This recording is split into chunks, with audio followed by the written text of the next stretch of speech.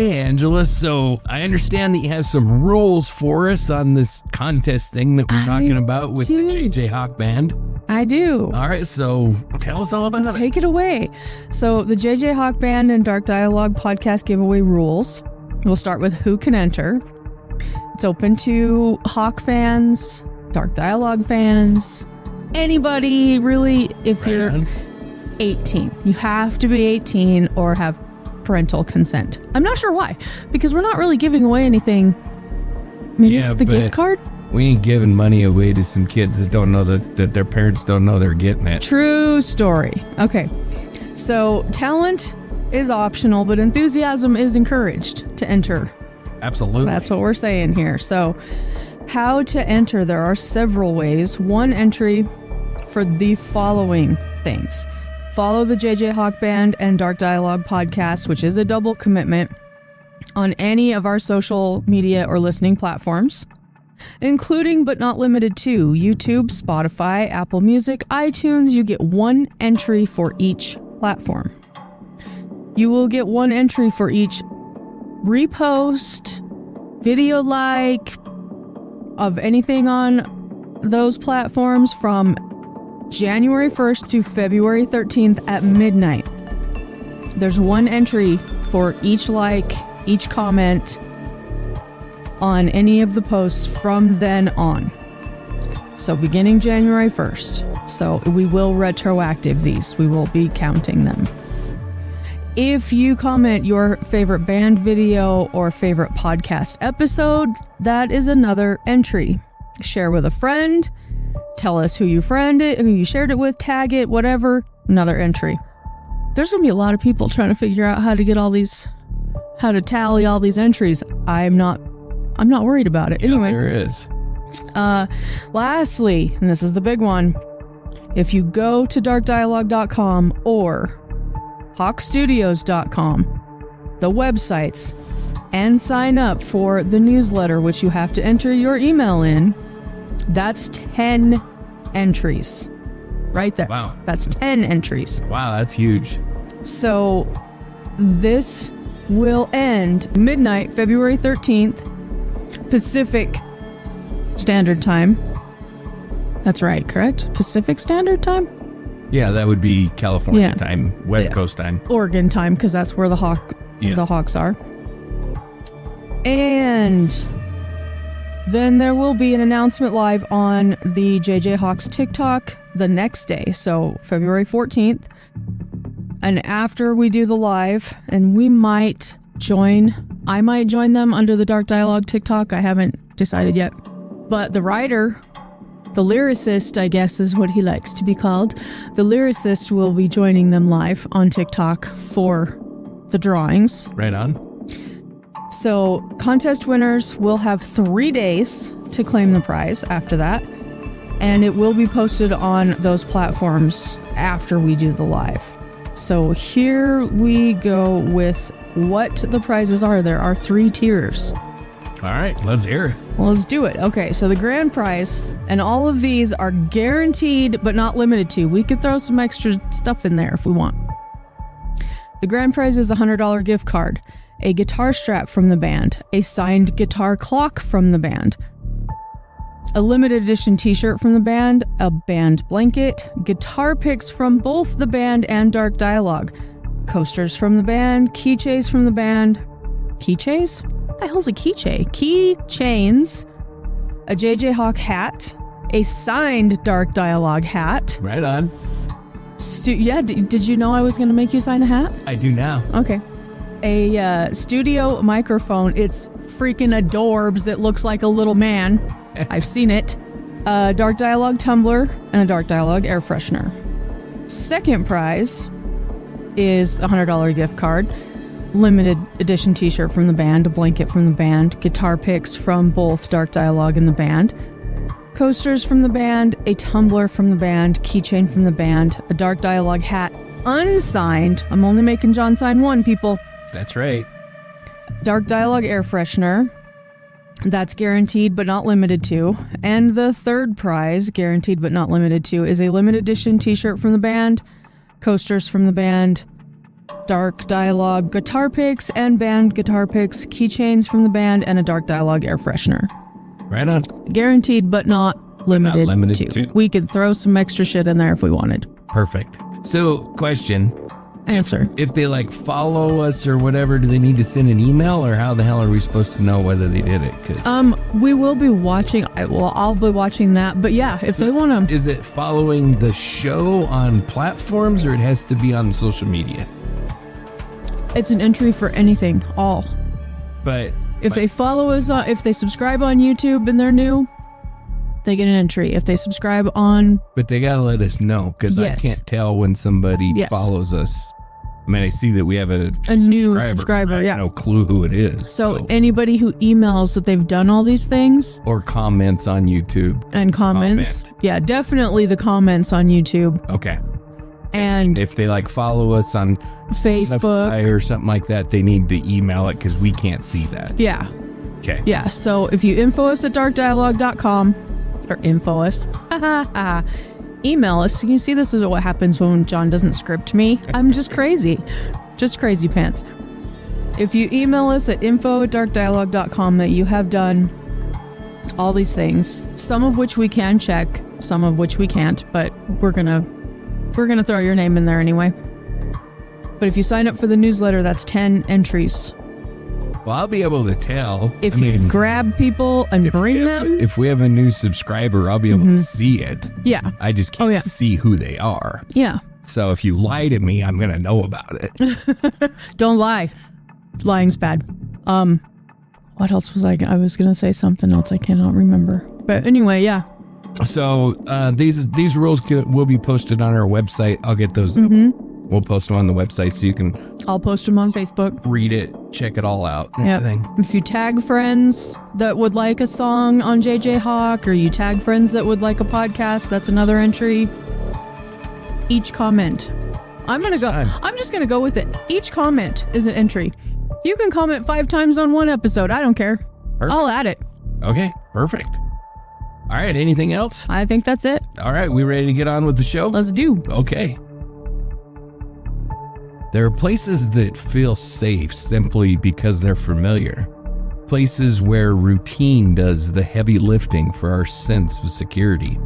A storefront you've passed 100 times, a door you lock the same way every night. A business where people sit in a chair, close their eyes, and trust someone with sharp objects near their face. In Roebuck, South Carolina, the Hair and Tanning Center on Highway 221 was one of those places.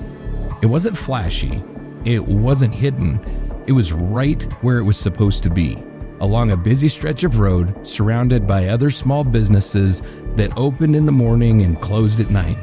By the time the sun went down, the day had already made its promises.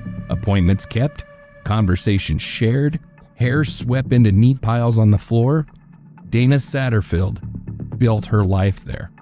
She was 27 years old, a salon owner, a mother of 2, someone who balanced schedules and responsibility and the quiet pressure of keeping everything moving forward.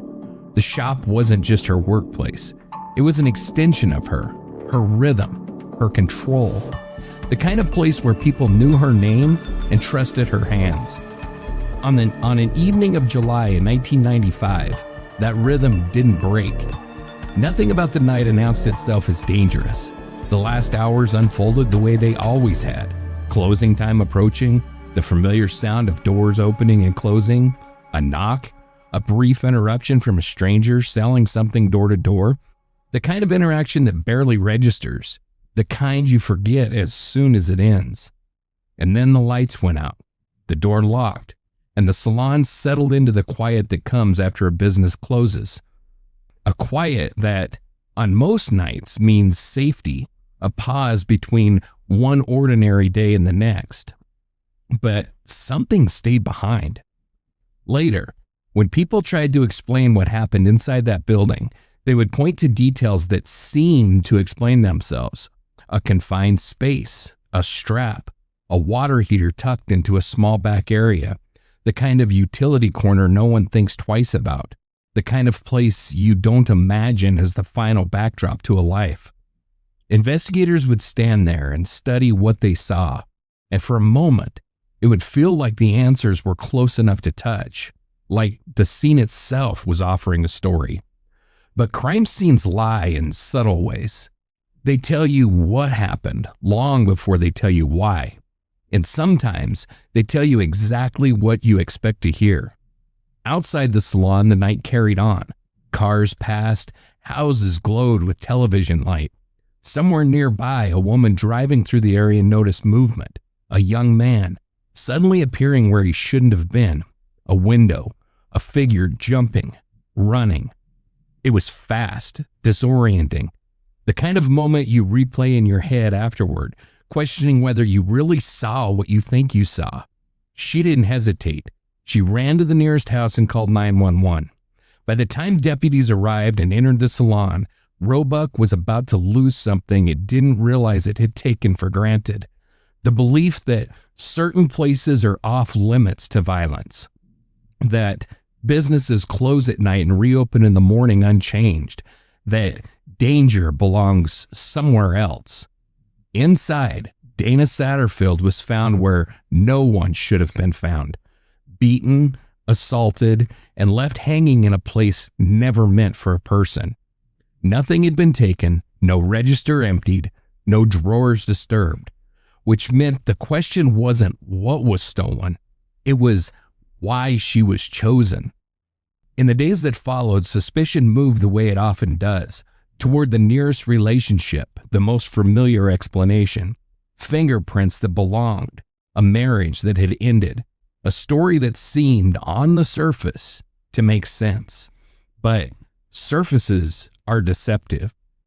As leads were chased and eliminated, as composite sketches circulated and tips poured in, the town waited for the moment when the pieces would finally click into place, when the danger would be named and contained. That moment didn't come.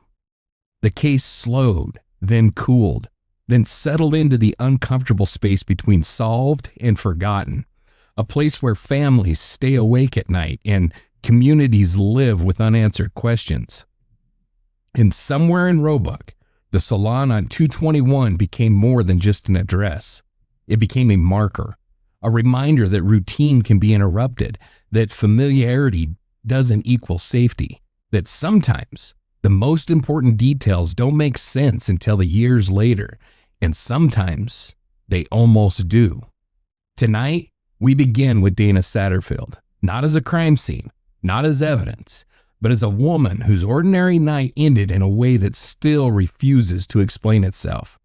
Because before there were suspects, before there were theories, before there were answers, there was just a locked door, a quiet building, and a question that would not stay buried.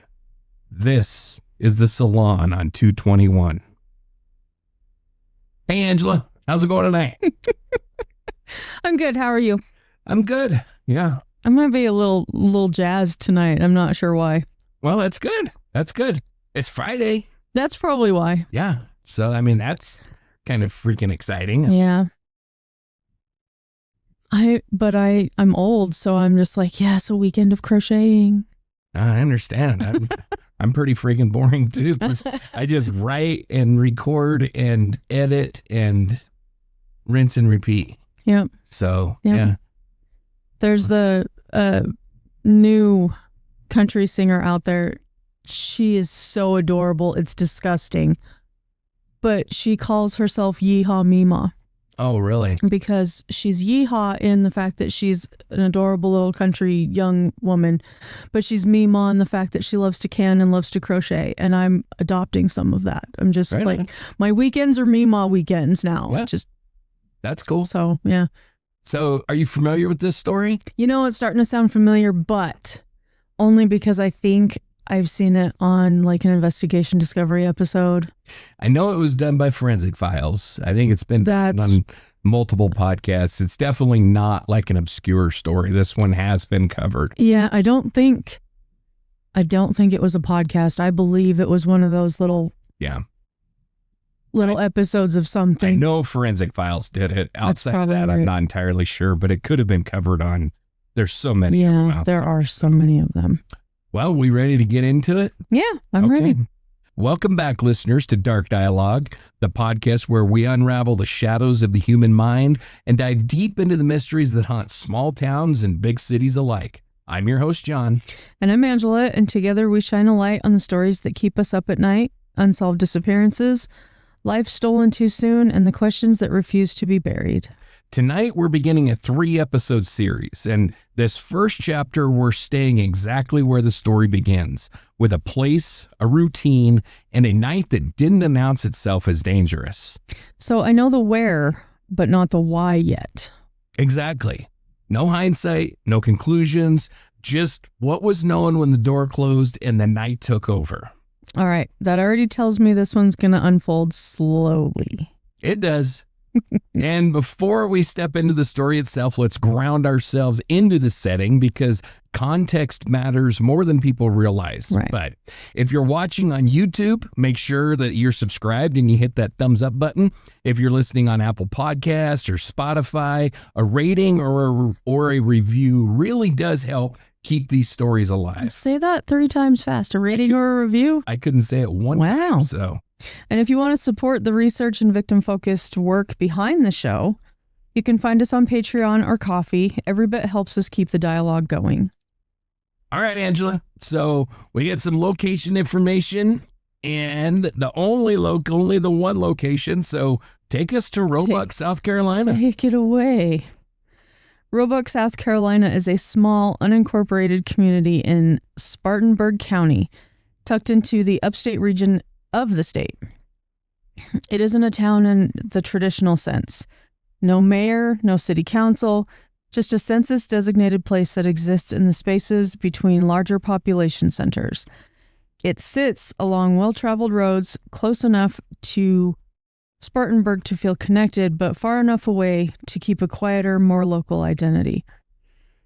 As of the mid-1990s, Roebuck was home to only a few thousand people. Even today, the population hovers in the low 2000s. It's the kind of place where most residents recognize familiar faces, at the grocery store where businesses tend to be small and personal, and where violent crime is not something people expect to brush up against in their everyday routines. The roots of Roebuck go back to the late 1700s. The area grew out of farm country and crossroads traffic, with early life centered on agriculture, churches, and stagecoach routes. One of its most notable historical landmarks is Walnut Grove Plantation, an 18th century farmhouse that still stands today. During the Revolutionary War era, the plantation was home to the Moore family, and one of their daughters, Kate Moore, served as a scout for General Daniel Morgan during the Battle of Cowpens. Something I'm sure John would love to tell us about. I don't know anything about it, honestly. Damn it, you're supposed to. Sorry. You let me down, dude. A reminder that this quiet patch of land has seen pivotal moments in American history long before modern highways cut through it. Roebuck itself is named for Benjamin Roebuck, a Revolutionary War officer from the Spartan Regiment. The name reflects the area's deep ties to early American settlement and military history, even if today that past feels distant from the strip malls and roadside businesses that line its main corridors. Geographically, Roebuck covers just over 80 miles, all land. There's no dense downtown, no skyline, just neighborhoods, churches, schools, and a cluster of small businesses that serve the surrounding area. By the 1990s, it functioned largely as a semi-rural bedroom community, with many residents commuting into Spartanburg or nearby towns for work.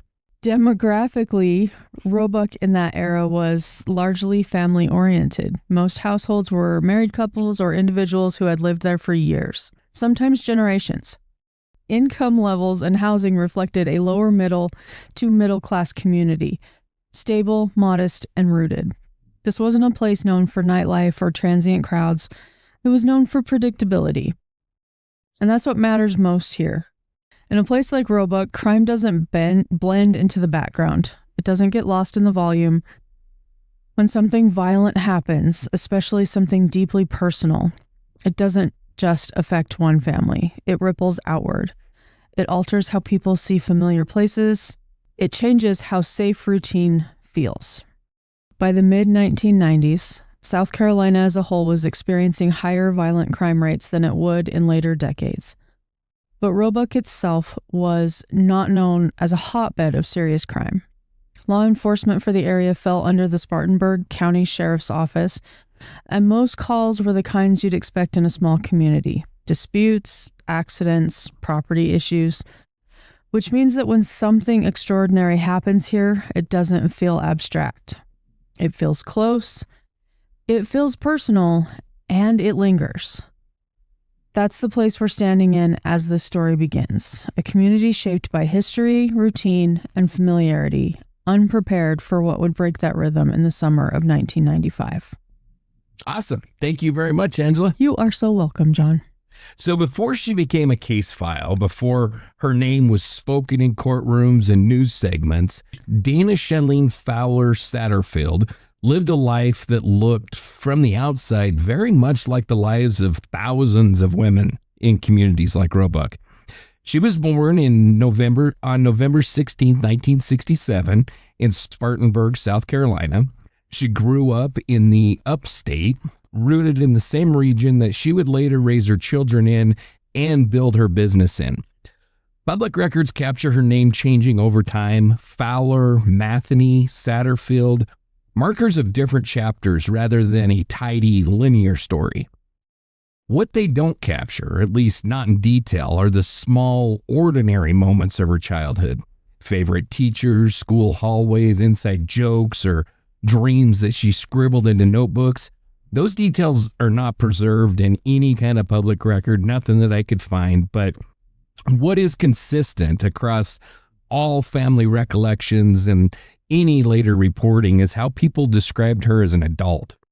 Dana was lively. She was warm. She was easy to talk to. She was the kind of person who made people feel comfortable quickly, the kind of listener who leaned in rather than checked out. Friends and clients alike described her as upbeat and genuinely engaged with the people around her.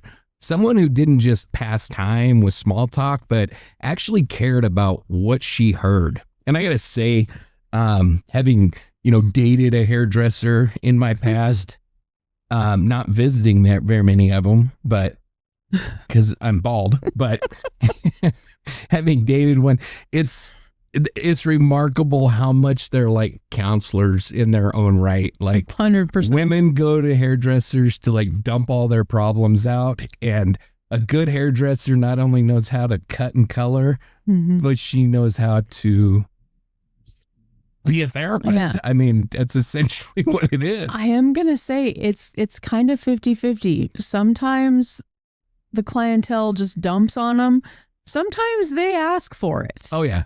And I think it's not just. And I think that's part of what makes them good is if you have a client that's not really opening up and talking, you have a way of opening them up and getting them visiting about something. And Dana really seems like she had a knack in that area. So, like I say, those traits matter because they shaped the life that she built. So she became a mother young, and not long after high school, she married a boyfriend and had her first child, a daughter that they named Ashley.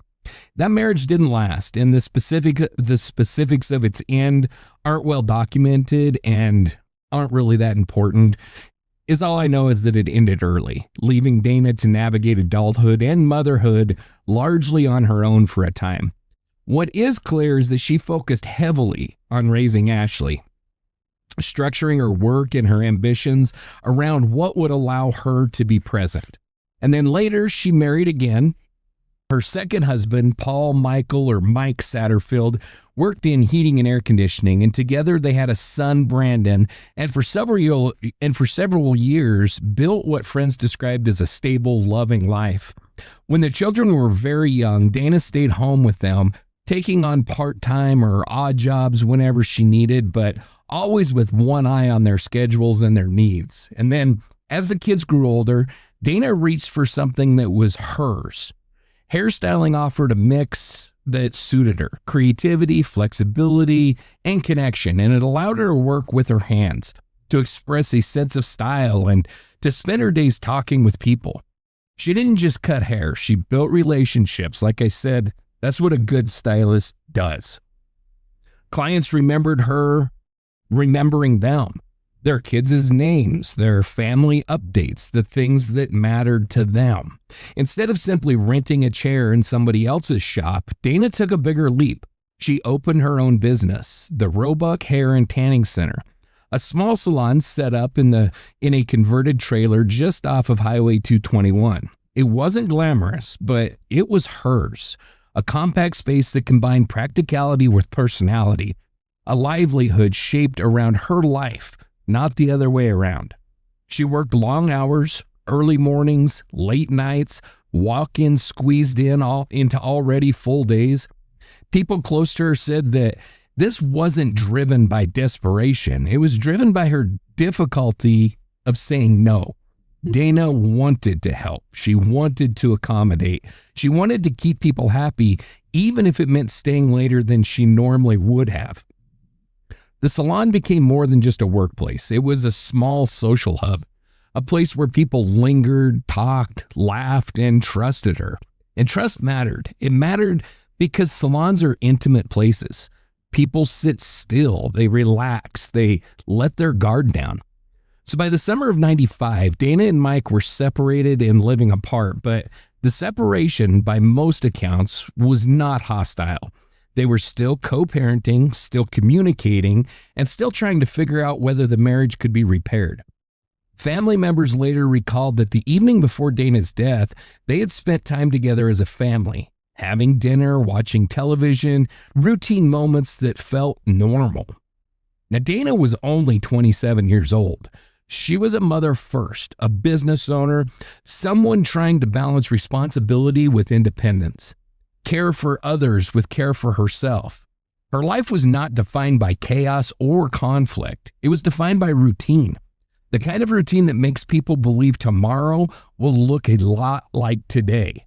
That's the version of Dana that matters here, not as evidence or speculation, but as a woman whose life was full, busy, and deeply connected to the people around her.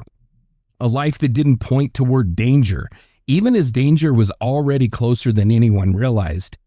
And that's where we have to pause, because understanding who Dana was and how she lived, how she worked, how she trusted is the only way to understand why what happened next shattered more than just one family. July 31st, 1995 starts the way most Mondays start when you own a small business. Not with drama, not with omens, just with a scramble. Dana and Mike, separated but still in the same orbit of life, are moving through the familiar morning routine. Out the door, work on the mind, the day already pulling it down before it fully begins. He heads toward HVAC jobs, and she heads towards the salon. And somewhere inside that ordinary rush is something that matters later, even though it doesn't feel like it should. There are plans to have dinner together that night. Now, that detail doesn't come with tension attached to it, not in the way that people assume when they hear estranged. It reads like two adults still trying to keep a family shape intact, co-parenting, staying civil, leaving doors open without pretending that everything is fine. And then Dana goes to work, the kind of work that doesn't stop just because life is complicated. The Roebuck Hair and Tanning Company opens early, around 8 in the morning. And if you've ever walked into a salon right after opening, you know the feeling. A place still waking up, lights switching on, the hum of equipment, towels folded, a calendar full of names that represent more than appointments. They're relationships, people she knows, people who know her. Dana's day is steady. Regulars, routine, no reported confrontation, no public moment where anyone would have said, well, that was odd, or that didn't feel right. If something was off, it wasn't visible and it didn't announce itself. And Dana, by all accounts, was the kind of person who worked like she lived, accommodating, overcommitted, determined to fit people in even when she didn't have to. She was known for long hours, not because she had to prove anything, but because she had a hard time telling people no. If someone needed a last-minute trim, a color touch-up, a favor squeezed in at the end of the day, Dana was the kind of person who tried to make it work. That's how this Monday moves. Appointments, conversation, the normal traffic of a small business where the owner is also the main engine. By early evening, the pace starts to shift into the familiar end-of-the-day rhythm. In most workplaces, that means shutting down, heading home, getting into whatever version of evening that you've built for yourself. For Dana, it meant one more client.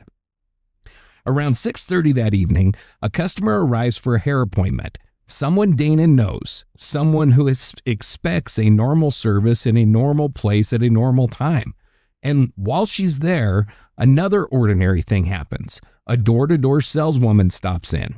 That kind of detail is almost invisible in real life. A person selling cleaning products, a short conversation, a small purchase, nothing that would make you feel like you needed to remember her name. It's the kind of encounter that you'd forget by the time you got into your car. Inside the salon, Dana moves through the appointment the way that she always does. Washing, cutting, styling, talking while she works. The intimate normalcy of a salon chair. People sharing little updates about their lives while someone's hands move with practiced familiarity. By about 8 o'clock, the appointment is finished. Dana walks her client to the door, and there's another small detail, so ordinary that you can almost hear it in her voice. She mentions that she has clothes in the dryer that need about 5 more minutes. 5 more minutes. It's the kind of thing people say without thinking. It's the kind of thing that makes a moment feel safe because it suggests a plan, a timeline, a simple reason for why she's still there. Her client offers to stay, offers to wait until Dana locks up so she won't be alone, and Dana declines. And it's towels. I can guarantee it's a load of towels because Always. In a salon, you wash towels all freaking day long. Anyway, sorry. You are correct. This bald guy knows a lot about hair salons. So, not sharply, not carelessly, just in a way a lot of people do when they don't want to inconvenience anyone. The dryer will be done in a few minutes. She'll be right behind her. It's fine. And when the client leaves, somewhere between 8:10 and 8:15, Dana's alive, alone, and doing what a business owner does at the end of the day. Cleaning up, resetting the room, putting things back into their places. A few minutes later, the saleswoman passes the salon again. She checks the time, 8:11. And she sees Dana through the window. The lights are still on. The blinds are at least partly open. Dana is inside moving around, finishing up the final tasks of closing. They notice each other. They wave. It's a moment so small it barely qualifies as an event, but it becomes a timestamp, a final confirmed glimpse of normal. And that's where we're going to stop, because right now we're still in the part of the story where everything looks like it should hold, where the world still believes that a locked door and a familiar routine are enough to keep the night outside. Dana is inside her salon. The day is ending. The dryer is running. The lights are on, and nothing from the outside looks wrong. What turns an ordinary night into an emergency is rarely one clear moment. Most of the time, it's a feeling first. For Diane Harris, that feeling didn't arrive all at once. It crept in slowly, almost reluctantly. The kind of unease that you try to talk yourself out of because you don't want to overreact. She had been working the Roebuck area all evening, moving door to door, business to business, selling cleaning products. It was routine work, temporary, transactional. She wasn't part of the town. She was passing through it. Earlier that night, she had stopped at the salon on Highway 221. Dana bought a bottle. They talked briefly, nothing memorable enough to stick, just one of the dozens of conversations Harris would have that day. And when Harris passed the salon again a little after 8, everything still looked the way it should. The lights were on. Dana was inside cleaning up. The two women noticed each other through the glass and waved. And that moment mattered, not because it was dramatic, but because it was normal. About 20 minutes later, that normalcy was gone. As Harris made her way back toward the salon to wait for her ride, she noticed the first change. The blinds were drawn. The lights were still on, but the windows were darkened, closed off. It wasn't enough on its own to mean anything. Businesses pull blinds for privacy. People close up differently at night. But then came the sounds. Not voices, not conversation. Heavy thumping, irregular, physical. The kind of noise that doesn't fit into a closing routine. Harris stopped and she listened.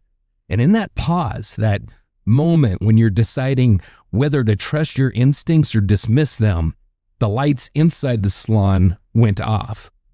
And then came the crash, glass breaking, a sudden, violent sound that erased any doubt about whether something was wrong. Harris saw a man come out through the window. There was no confusion about where he'd come from, no mistaking it for a misunderstanding or an accident. Someone had been inside. Someone had just forced their way out. Fear takes over quickly after that. Harris ran. She dropped her belongings without thinking about them. She moved on instinct, circling the building, trying to get away. And that's when they came face to face. Just for a moment, just long enough to register a person, a look, a presence that felt charged with anger rather than surprise. He didn't speak. He didn't chase her. He ran the other way. Harris ran toward help. She shouted into the street. She tried to reach a nearby business, and then she found a house, a private residence, and pushed her way inside, slamming the door behind her, locking it, breathing hard, trying to make sense of what she had just seen. She told the people inside that something was wrong at the beauty shop, that a man had just come crashing out of the window, that the woman inside needed help. They called 911. What went out over the radio was not a murder call. It wasn't even framed as an assault. It was logged as a breaking and entering, a property crime in progress, possibly with the suspect still nearby. That framing matters because when Deputy J.T. Burnett received the call and headed towards Highway 221, he was not expecting to walk into a homicide scene. He was responding to what sounded like a burglary, maybe a suspect fleeing, maybe someone hiding inside. When he arrived shortly before 9 o'clock, the salon was dark. The door wasn't fully secured. A window stood open. A screen lay on the ground where it didn't belong. Burnett entered carefully, weapon drawn, flashlight cutting through the darkness. He announced himself as he moved through the front of the salon. The styling area was empty, but it didn't look like a place that had been closed calmly for the night. Something had interrupted it. He moved towards the back, and that's where the call changed shape. In a small room, it was actually the bathroom, a little bathroom, towards the back of the salon, Burnett found Dana. At that moment, any illusion that this was a simple breaking and entering disappeared. What he was looking at was not theft, and it was not vandalism, and it was not an accident. It was the aftermath of violence. The scene was secured, additional units were called, the tone shifted from response to containment, from assumption to certainty. Word spread quickly through Roebuck that something terrible had happened at the salon. And outside, just beyond the tape, the night kept going, unaware that one ordinary day had crossed an irreversible line. The details of what was found in that back room matter. How Dana was positioned matters. What was disturbed and what was not matters. But those details belong to what comes next, because before there was evidence, before there were theories, before there were suspects, there was a woman who trusted her instincts enough to run, and a deputy who opened a door expecting one kind of call and found something else entirely. When Deputy Burnett stepped into the back room of the salon, he didn't find a body the way that people imagine bodies being found. There was no dramatic collapse, no sprawled figure, no sense of motion frozen mid-stride. Dana was seated on the floor. Her legs were extended straight out in front of her, heels resting on the tile. Her back was kind of, so I've seen the pictures, and don't go look them up. They're awful. But she's sitting kind of in a corner, but her back is like against a water heater and possibly kind of against a wall. She's not slumped and she's not sprawled, but she's held in place by tension around her neck. And there's a strap that had been looped around her throat and secured to the water heater above her, pulling her upward just enough to keep her airway closed. So she's not hanging from it. Like, you can tell her butt's on the ground, but there's enough strain on her neck that you can obviously tell that she would not have been able to breathe, if that makes sense. It makes sad sense. Yeah. So this was not a hanging in the traditional sense. Her body weight wasn't suspended. Her feet weren't dangling. Her posture looked deceptively still. But it was immediately clear to investigators that she could not breathe in that position. The pressure from the ligature was unmistakable. Dana was wearing a white t-shirt, which is soaked in blood and pushed up above her breasts. From the waist down, she's nude. Her pants were no longer properly on her body, gathered awkwardly near one ankle. Another detail that mattered not because of shock value, but because of what it said about intent. Her head is cocked sharply to the right. Her face and hair are matted with blood. There were visible injuries to her head and face, signs of a violent beating that had occurred in this small, confined bathroom. Her tongue protruded slightly from her mouth, a physiological response consistent with strangulation. The room itself told its own story. This wasn't a purpose-built utility space. It was a combined bathroom and laundry area, the kind of back room that you find in small businesses where function comes first and aesthetics come second. A toilet sat nearby, cleaning supplies, the water heater positioned exactly where it needed to be, not where anyone wanted it to be, and Dana had tried to soften that. Like a lot of small business owners working on tight margins, she'd covered the exposed water heater with decorative paper, white and patterned with a lipstick print impressions. It looked like, kiss marks all over it. A simple attempt to hide something ugly, to make a necessary object feel less out of place in a salon. And that paper was still there, bright, domestic, and horribly out of context with a murder scene. Right. The violence appeared contained almost entirely within that room. Blood was concentrated there, not tracked through the front of the salon. That told investigators that whatever happened to Dana, it didn't begin out front and spill backward. It happened here, in close quarters, with nowhere to retreat. Nothing in the shop suggested theft. Dana's purse was visible. Credit cards were still inside. Cash remained both on her person and in the salon. Equipment hadn't been disturbed. Products were still on the shelves. This wasn't a robbery that went wrong. That conclusion didn't require analysis or theory. It was immediate. What investigators were looking at was personal, predatory, and chaotic. Crime scene technicians began working methodically. Photographs were taken from every angle, blood patterns documented, surfaces dusted. Anything that looked handled, touched, or displaced was treated as potential evidence. Fingerprints were lifted from key areas, including the water heater itself. Biological evidence was collected from Dana's body and from the room. Hair and trace materials were preserved. Every step was deliberate, careful, and slow. And at this point, nothing had a name attached to it. No suspect, no narrative, no explanation that made the room make sense. Only the facts. A woman who had been alive less than an hour earlier. A space never meant to hold violence. And evidence left behind by someone who had not taken the time, or perhaps didn't know how, to erase himself from the scene. Outside, the salon was sealed off. Neighbors gathered quietly. Words spread in fragments, not details. Police lights reflected off the windows of nearby businesses, turning an ordinary roadside strip into something unrecognizable. Inside the small back room, the night stopped being theoretical. This wasn't fear anymore. It was instinct. It wasn't a feeling that something was wrong. It was a crime scene. And everything that would come later, the questions, the theories, the years of waiting, would begin right here in a space no one was ever supposed to die in. So in the first hours after a homicide, detectives don't start with the most creative theory. They start with the most likely one. And not because it's convenient, because it's statistical, because time matters, because when a woman is murdered, the most common answer is also the closest.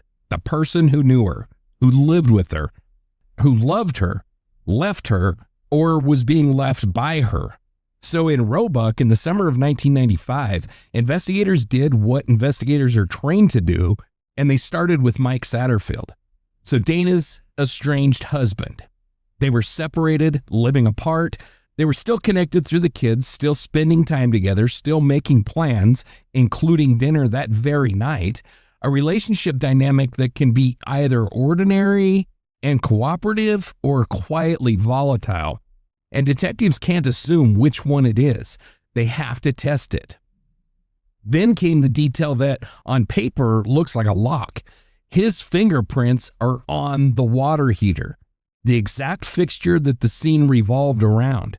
And in the hours after Dana was found, that fact wasn't a footnote. It was a neon arrow pointing toward the one man everyone expects to be looked at first.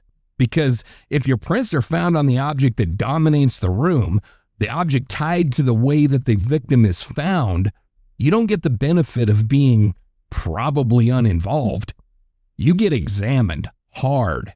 So while the crime scene was being processed, while technicians photographed the broken window and the interior disarray, while evidence was being collected from the back room, detectives pulled Mike into the earliest, most uncomfortable part of any homicide investigation, the inner circle interview. They ask about the marriage. They ask about the separation.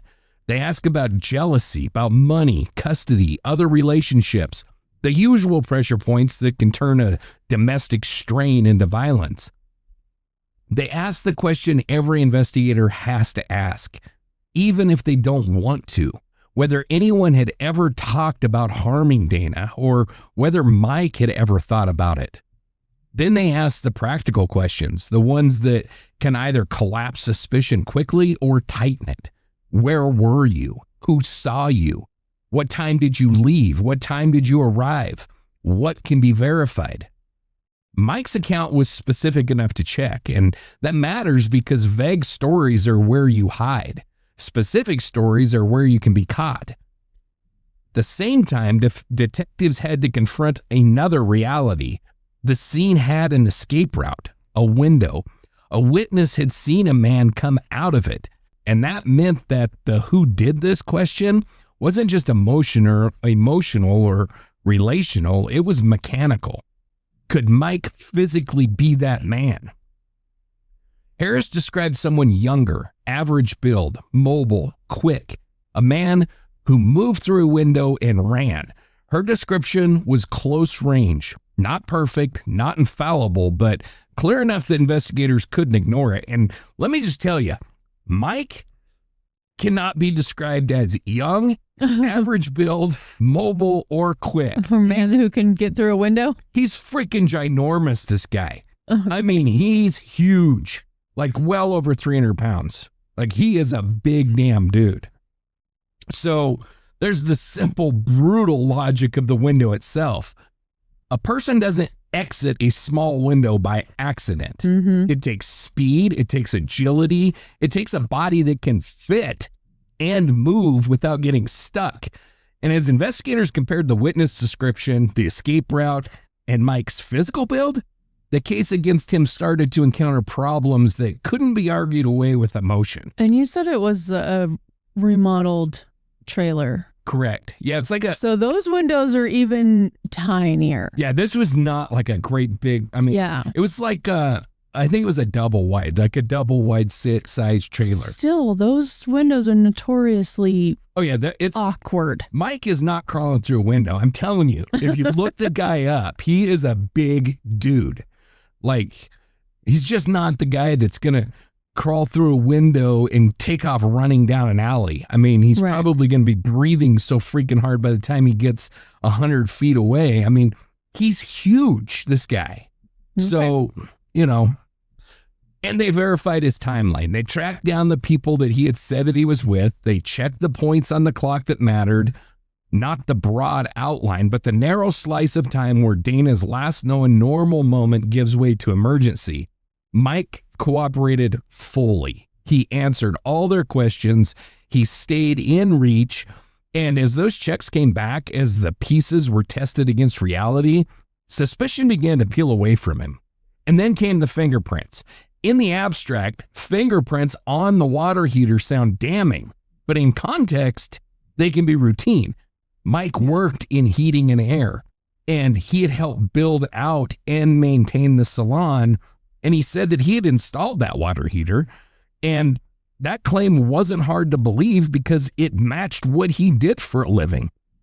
And it matched how small businesses operate, especially when you have a family member with those skills available. Yeah. Like, if she needed a water heater installed, she's not going to hire somebody else to do it. Mike do it. Yeah. You know, I mean, that's just how it works. And so that shifted the prints from being proof to being probable, explainable, understandable. Not meaningless, but absolutely not incriminating and impossible at that point to prove. Mm-hmm. So, and with each verification, the investigation began to pivot away from the obvious suspect that everybody expects and toward what the room was already suggesting. This wasn't about theft. Nothing was taken. Money was left. Cards were left. The scene didn't read like someone came to steal and panicked. It read like someone came for her. So while Mike was being examined and gradually downgraded, detectives moved outward. They formalized Diane Harris's statement and began translating her description into something that the public could recognize, a composite sketch. They started canvassing the neighbors, nearby businesses, customers. They asked who had been seen around the salon that night, what vehicles were in the area, who didn't belong. They were building two cases at once, one against the closest person because they had to, and one against an unknown man because the scene demanded it. And here's the hard truth about the early stages of an investigation like this. Even when detectives do everything right, even when they work the closest suspect first and clear him systematically, the public doesn't always move on with them. The first suspect lingers in people's minds. The husband did it. Narrative sticks, even when it stops fitting the facts. But law enforcement cannot afford narratives. They have to follow what holds up under pressure. And in the earliest phase of Dana Satterfield's case, the pressure did not hold on Mike. It held on someone else, someone who moved fast, left through a window, and vanished into the night while Roebuck was still trying to understand what had just happened. So they're doing what they always do. They start close, they start practical, but the case is already fighting against assumptions.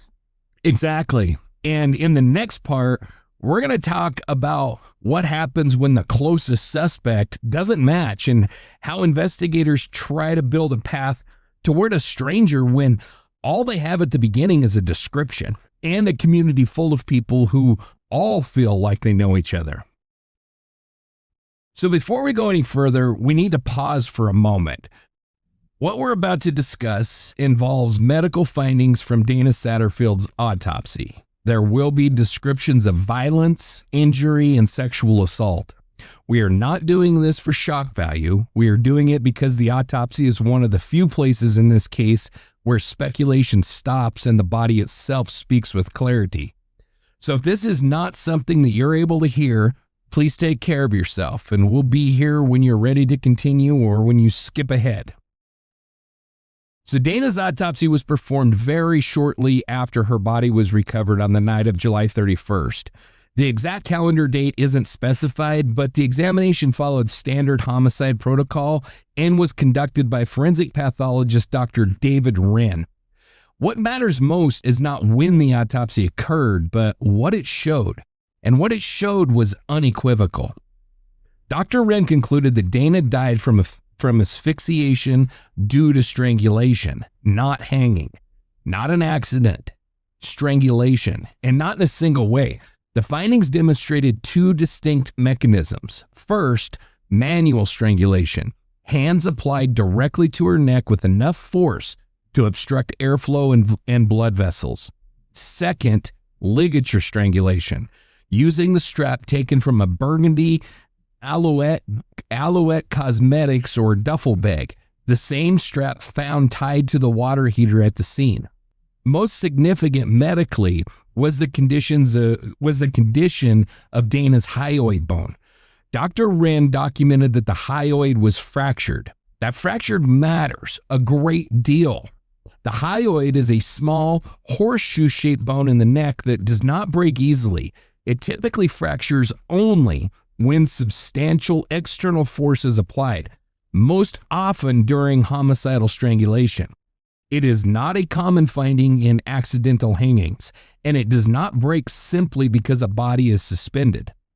In plain terms, the force required to break Dana's hyoid bone strongly indicated that someone's hands had been around her throat. The conclusion was clear. Dana was strangled first, manually, and then with a ligature, and then was suspended. The hanging posture was not the cause of death. It was the final stage of the assault. Strangulation was not the only violence that Dana endured. The autopsy documented extensive hemorrhaging in the brain, indicating repeated and forceful blunt impacts to the head. Dr. Wren described a deep abrasion on Dana's forehead, blunt force injuries to both the front and the back of her head, multiple cuts and bruises on her face, additional abrasions and bruising across her body. These injuries were consistent with a prolonged struggle, not a single blow. The bathroom, laundry room area where she was found was a tight, confined space. Dr. Wren testified that the injuries were consistent with Dana being struck or slammed against hard surfaces like walls, fixtures, that kind of stuff during the assault. Her head position, dramatically cocked to one side, and the protrusion of her tongue were consistent with strangulation and the position of her body after death. This was not a sudden event, it was sustained. Dana was found nude from the waist down, with her clothing displaced. That context made sexual assault a central investigative concern. And during the autopsy, Dr. Wren reported no clear internal genitalia trauma, no tearing or obvious injuries. That absence is important to explain correctly. Dr. Wren testified that it is not uncommon for sexual assaults, even violent ones, to leave little or no internal injury.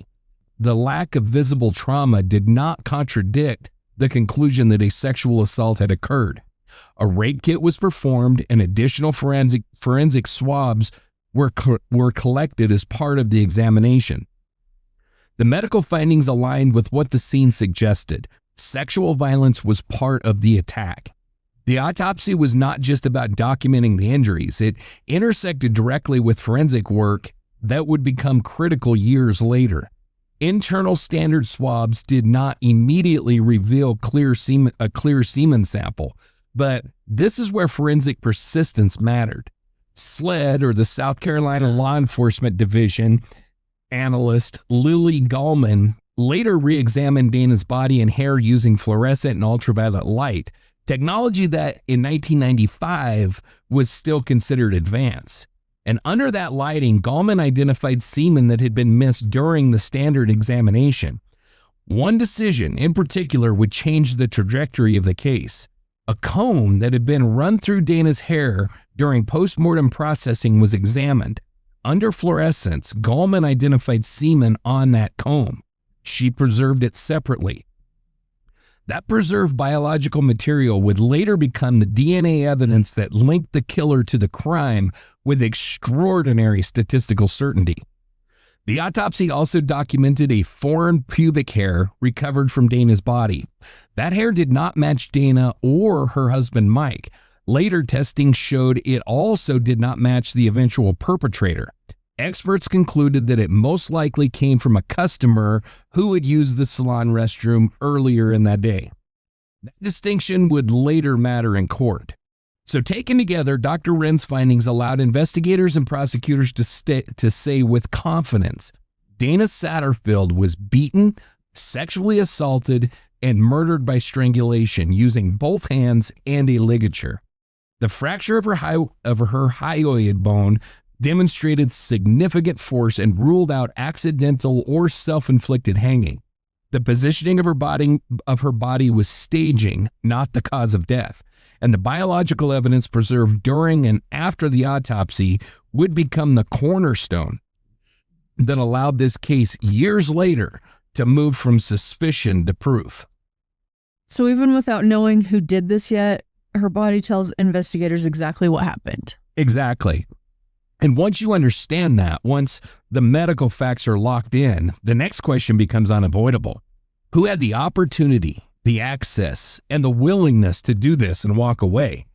That's where this case turns from medicine to investigation, and where things get a hell of a lot more complicated. Of course they do. Of course they do. So for a while, this case felt like it was always almost solved. Investigators weren't sitting idle, and they weren't ignoring evidence. They weren't stuck because they didn't know what to do. They were stuck because every solid lead they chased eventually collapsed. And one by one, the pillars holding the early investigation gave way. Mike Satterfield was the first focus, and for understandable reasons. He was the estranged spouse. He had fingerprints on the water heater, and statistically, spouses are often responsible. But that scrutiny didn't last. His alibi checked out. He passed a polygraph. Friends and family and investigators described the separation as strained but amicable, not volatile. And most critically, he was humongous. His physical size did not match the man that Diane Harris saw coming out of the window, and it didn't match physics. The guy couldn't get through the window. So, science. Once detectives confirmed that he had installed the water heater himself, those fingerprints stopped being suspicious and started being expected. And it sucks. I mean, these investigators had to feel like the wind just got kicked out of them, because they're like, We've got this son of a bitch. We've got fingerprints right here. And then they're like, son of a bitch. Yep. They're explained. Now back to the drawing board. Yeah. So in investigators' minds, Mike shifted roles from prime suspect to a grieving husband, father. I mean, he's left with these kids to take care of, and even if you're going through divorce, if you're co-parenting, there was talk of reconciliation. And there's talk of, they very well might have reconciled, but even if they didn't, when you're co-parenting and you can bounce stuff off of each other and share responsibilities, and it's a totally different story than all of a sudden being the only parent. So, I mean, my heart just breaks for Mike and for these kids. So the next major thread centered on the vehicle. Multiple witnesses reported a blue and white Ford Bronco with custom rims near the salon around the time of the murder. That detail mattered. It was specific enough to chase. Detectives found a similar Bronco owned by Mary Ann Vick, one of Dana's customers. Her son, Jonathan Vick, was 17 years old. He fit the composite. He lived locally. He had access to a vehicle that looked a lot like what witnesses described. But here's where the investigation hit a hard wall. One key witness said Mary Ann Vick's Bronco wasn't a perfect match. It was close, but it was not exact. And under the law, close is not enough. Detectives tried to compel a DNA sample from Jonathan Vick in '95. A judge said no. Driving a similar vehicle and living nearby did not meet the threshold for probable cause. And without DNA, without a confession, without a stronger legal hook, they had no choice. They had to let him go. That decision effectively shelved the most accurate early suspect, not because detectives didn't believe in it, but because the law wouldn't allow them to cross that line. And the case drifted. About 2 years later, the investigation surged back to life. A jailhouse informant claimed that fellow inmate Russell Quinn had confessed to killing Dana. Suddenly, things lined up again. Quinn resembled the composite sketch. He drove a Bronco-type vehicle, and most importantly, Diane Harris picked his photo out of a lineup. For investigators, this felt like momentum. They built toward Quinn as their likely killer, and then the lab results came back. His DNA did not match the semen evidence. Investigator Rick Gregory summed it up bluntly. Science doesn't lie. Just like that, months of work collapsed. They were, in his words, back to square one. That moment mattered psychologically. They had believed that they were closing in, and instead, the evidence wiped the board clean. Over the years, detectives collected DNA from roughly 30 men. Damn. Yeah. Customers, acquaintances, men who fit the sketch, men who'd been in the area. None of them matched. Every negative result reinforced the same reality. The killer was either someone they couldn't legally compel to test or someone just outside their investigative net. The science was there, but the person wasn't. By the late 1990s, the investigation entered what law enforcement calls a cold case posture. The case was still open, still being reviewed, still worked in bursts, but the momentum was gone. A $50,000 reward was offered. Tips poured in. None led to an arrest. By practical standards, the case was stalled, and it stayed that way for nearly a decade. In 1997, Unsolved Mysteries featured Dana's case. It brought national exposure and a brief surge in tips, but no breakthrough. As the years passed, then solicitor Trey Gowdy would later say something telling, quote, "The longer it takes, the more there's a cottage industry of alternative theories," end quote. Without a named suspect, speculation filled the void. Rumors spread. A hired hitman, a jealous lover from out of town, organized crime, a professional killer. None of it fit the evidence. Right. What kind of organized crime is she doing in that salon? Right. In Roebuck. Exactly. But unanswered questions invite imagination. And, it really sucks in a situation like this when, it's got to suck. Don't want to sound like I'm speaking from experience, but when, you're Mike and the whole town is like, oh, he hired somebody. He must have hired somebody. Yeah. You know what I mean? Well, also because the town wants to believe that they're safe. Right. That they're still, it can't happen to them because it was targeted to her. And the fact is, statistically, it's usually the husband, especially when they're going through a divorce or a separation or whatever, it's, yeah. Yeah, speculation is interesting. Roebuck had been the kind of place where people didn't lock their doors, but that ended on July 31st, 1995. The brutality of the attack, the beating, the sexual assault, the strangulation, the staging, it rattled even veteran officers. Profilers warned that this was not random. This was a predator, possibly an average guy, someone who blended in, someone who could still be living and working nearby. That idea haunted the community. The composite sketch stayed on the wall of the sheriff's office for years. For investigators, it was a reminder of unfinished work. For Dana's family and for Roebuck, it was worse. Seeing that face over and over without a name attached to it reinforced a chilling thought.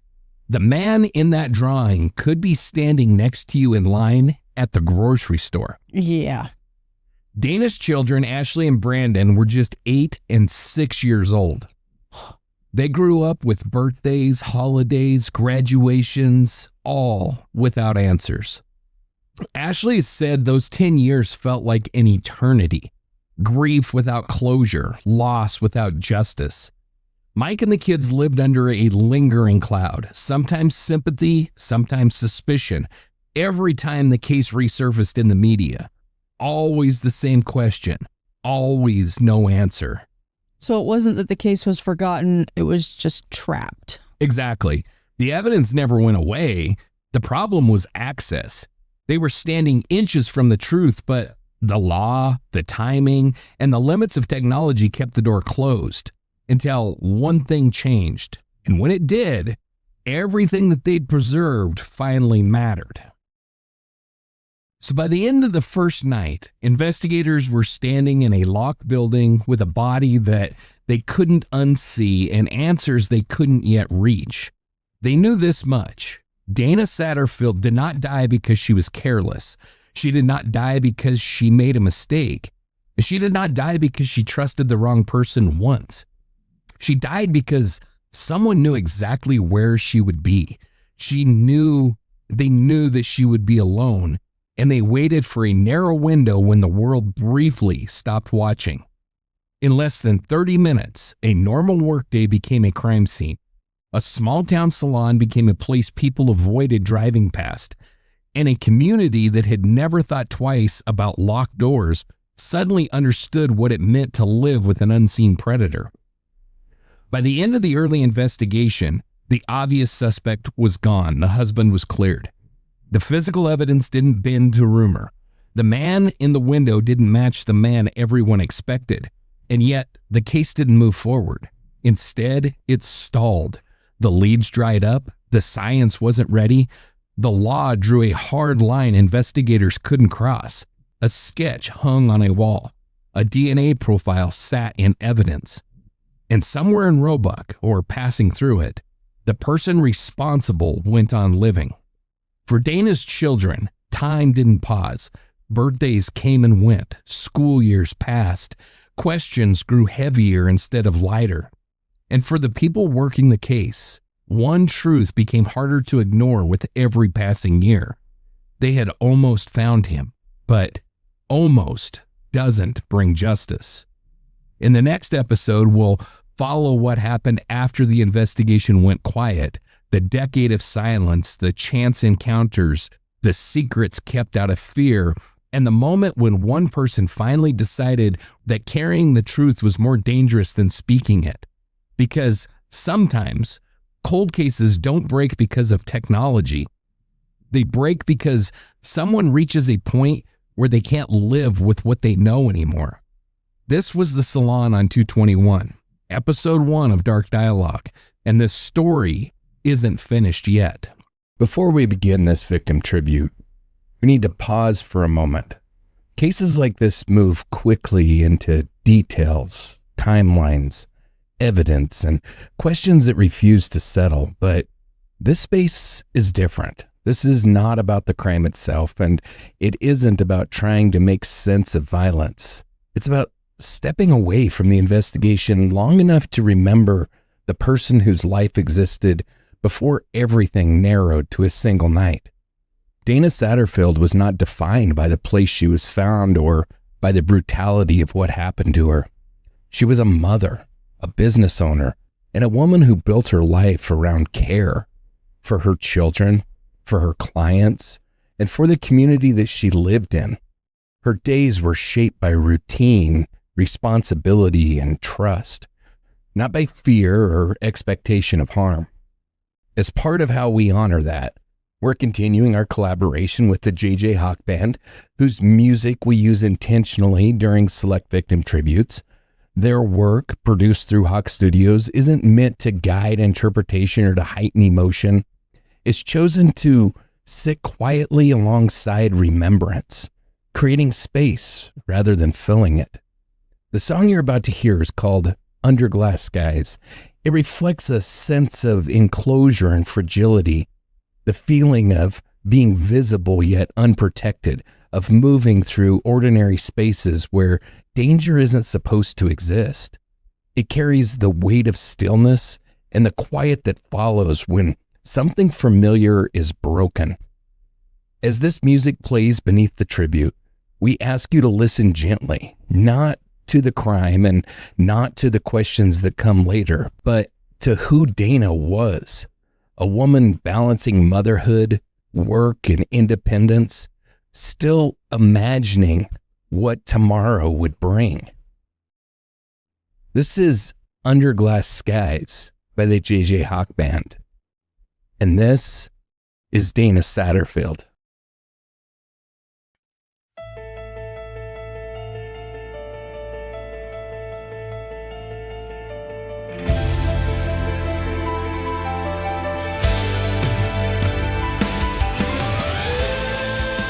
Before she was a case file, before she was a crime scene, before her name was spoken in courtrooms and headlines, Dana Chyleen Fowler Satterfield was a woman building a life with her own hands. She was born on November 16, 1967, in Spartanburg, South Carolina, and she never really left the place that shaped her. Dana grew up rooted in familiarity, family nearby, routines that mattered, and he sensed that community wasn't something abstract. It was something that you lived inside of, something you contributed to. People who knew her didn't describe her in dramatic terms. They didn't need to. They talked about her warmth, her laugh, her way of making people feel comfortable without trying. Dana had the kind of personality that fit naturally into service, not because she was submissive or self-sacrificing, but because she genuinely liked people. She listened, she remembered details, she cared. And that wasn't performative, it was habitual. That quality shaped her work, her friendships, and most of all, her motherhood. Dana became a mother young, and from that point forward, her life reorganized itself around her children. Ashley and Brandon weren't side notes in her story. They were the story. Every decision she made, every hour she worked, every risk she took was filtered through one question: will this make life better for them? She didn't chase status, she didn't chase luxury, she chased stability. That's why hairstyling mattered to her, not as a hobby, not as a pastime, as a path. The salon wasn't just a business venture, it was a practical solution, a way to create income, flexibility, and independence while still being present for her kids. Dana didn't want to rent a chair forever. She wanted something of her own, something that she controlled, and so she built it. The Roebuck Hair and Tanning Center wasn't flashy. It wasn't polished. It was functional, welcoming, and human, just like her. A converted trailer along Highway 221, made livable and workable by effort rather than money. The kind of place where regulars felt known, where conversations mattered as much as haircuts. Dana worked long days there, longer than she had to, and not because she was desperate, but because she was accommodating to a fault. She squeezed people in, stayed late, said yes when it would have been easier to say no. That generosity wasn't naivete, it was who she was. Her marriage to Mike Satterfield, like many marriages, carried strain. They separated, but they didn't sever. They were still a family in the ways that counted. Sharing meals, co-parenting, trying to navigate what came next without tearing everything apart. Dana wasn't living recklessly. She wasn't running from her life. She was managing it. On the day she was killed, she did exactly what she'd done countless times before. She went to work. She saw her clients. She talked. She laughed. She planned dinner. She waited for the laundry to finish. There was nothing dramatic about her final day, and that's what makes it unbearable, because Dana didn't disappear into danger. Danger came to her. When Dana was taken, it didn't just remove a woman from a room, it tore a hole through multiple lives at once. Ashley was 8, Brandon was 6. They lost their mother in the most violent way imaginable. And then they had to grow up inside uncertainty. Birthdays without answers, school years marked by headlines and by whispers, a childhood split into before and after, with no clean line between grief and fear. And Dana's absence didn't fade, it echoed.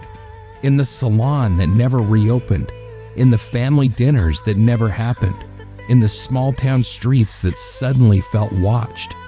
Dana has often been described in terms of how she died: beaten, strangled, assaulted. But that is not her identity. Her identity is the woman who stayed late so someone wouldn't feel rushed. The mother who rearranged her life around her children's needs. The small business owner who built something from almost nothing. The person people trusted because she earned it, day after day. Dana mattered because she was present, because She showed up because she cared. And the cruelty of her murder does not define her worth. It highlights it. In future episodes, we'll talk about justice, about accountability, about the man who was eventually held responsible. But this tribute is not about him. It's about the woman whose life was interrupted, not completed. About a mother whose love outlived her body. About a name that deserves to be spoken with respect, not reduced to a headline. Dana Satterfield was not a footnote in a criminal investigation. She was a person. She was loved. And she is remembered.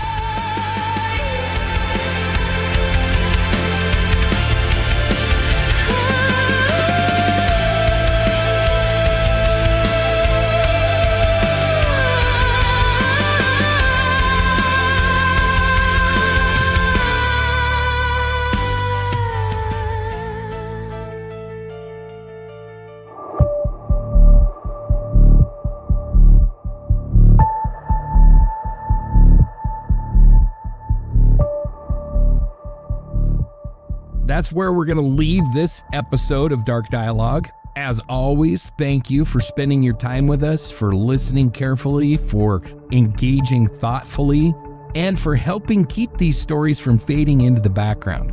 We know there's no shortage of true crime content out there, and we don't take it lightly that you choose to be here with us.